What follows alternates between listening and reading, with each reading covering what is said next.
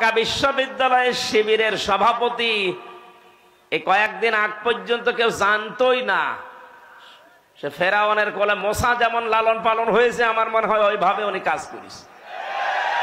তারে তো এই দেশের প্রতিটি জনগণের অন্তত সংবর্ধনা দেওয়ার দরকার ছিল এই কৌশল অবলম্বন করার কারণে। আর না, অনেক মুনাফিক, অনেক জালেম এখন উল্টা পাল্টা ফতোয়া দিচ্ছে। কেন? এতদিন তার পরিচয় গোপন ছিল, এতদিন মাথায় তুলে নাচিয়েছেন, এখন পরিচয়টা দেওয়ার পরে আপনার কি সমস্যা? কি আমি চাই এদেশে ছাত্র দল যেমন প্রতিষ্ঠিত হোক, আমি চাই এদেশে চরমনার আন্দোলনের যারা ছাত্র আছে, ইসলামী শাসনতন্ত্র আন্দোলনের ছাত্র যারা, তারা প্রতিষ্ঠিত হোক। আমি ওইভাবে, আমার মন উদার, এজন্য চাই ইসলামী ছাত্র শিবির এদেশে ওইভাবে প্রতিষ্ঠিত হোক। আমার তো ছেলে নেই, আমার মেয়ে আছে। আমি চাই আমার মেয়েদেরকে মানুষের মতো মানুষ করার জন্য একটা সংগঠনের দেশে আমার মন মতো আছে, আমি ধাসে ধাসে পরীক্ষিত, সেটা ইসলামী ছাত্রী সংস্থা। আমি আপনাকে গ্যারান্টি দিচ্ছি, যদি শেষ বয়সে বৃদ্ধাশ্রমে যেতে না চান, যদি নিজের ছেলে নিজের মেয়েকে নেশাগ্রস্ত অবস্থায় দেখতে না চান, ইসলামী ছাত্রী সংস্থা, ইসলামী ছাত্র শিবিরে নির্দ্বিধায় দিয়ে দেন, আমি গ্যারান্টি দিচ্ছি এই দুইটা কাজ জীবনে পাবেন না।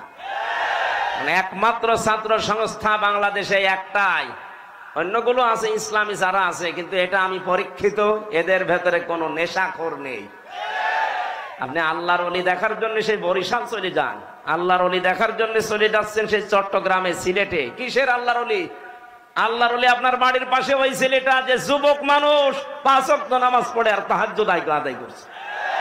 এটার ট্রেনিং দেওয়ার জন্য ইসলামী ছাত্র শিবির, ইসলামী ছাত্রী সংস্থা, এটা আল্লাহর নিয়ামত।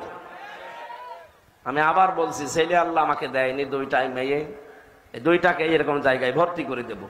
আমার জীবনের কোনো চিন্তা থাকবে না যে তাদের নিয়ে, কারণ ওইভাবেই তারা ধাসে ধাসে গড়ে তুলবে। 5 ওয়াক্ত নামাজ পড়লে রিপোর্ট লেখা লাগে যে আমি 5 ওয়াক্ত নামাজ পড়েছি।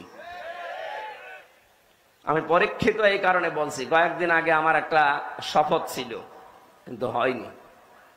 120টার উপরে আমরা প্রশ্ন দিয়েছিল, পারিবারিক জীবন সম্পর্কে 20টার উপরে। আমি সারা দেশে কোরআনের ওয়াজ করে বেড়াই, অথচ আমি এ পরীক্ষায় পাশ করতে পারলাম না, আমার সিরিয়াল আবার পেছিয়ে দিয়েছে। তাহলে যারা পাশ করেছে, ওরা যদি সত্যি পাশ করে থাকে, তারা কোন ধাঁচের মানুষ আপনি টের পাচ্ছেন না? নবীজি যা করেছিলেন আমার মনে হচ্ছে 1500 বছর পরে তাই